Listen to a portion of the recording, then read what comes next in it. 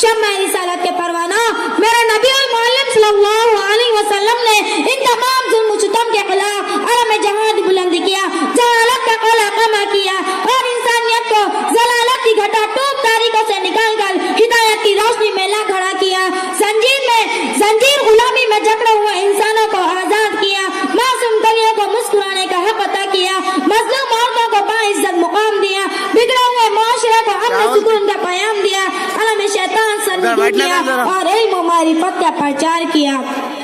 اور اس ذات مقدس نے خود اعلان کیا انما بعثت معلما، ارے سنا میں تو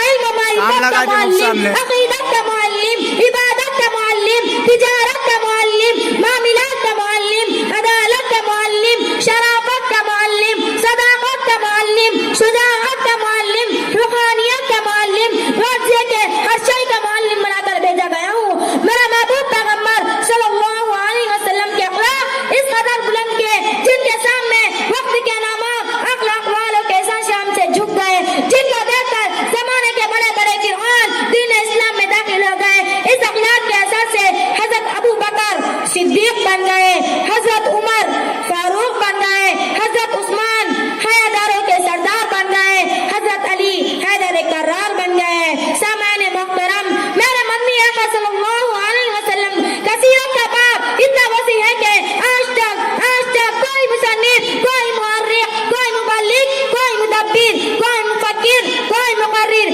ایسا پیدا نہیں ہوا جو اس کا کما حق احاطہ کر سکے، بلکہ یہ سب آخر میں کہنے پر مجبور ہو گئے، تھکی ہے فکر رسا مت کا باقی ہے، گرم ہے آب بلاپا مت کا باقی ہے، ورق تمام ہوا مت کا باقی ہے، تمام عمر لکھا مت کا باقی ہے، وقت ختم ہوا مت کا باقی ہے، وما علینا الا البلاغ المبین۔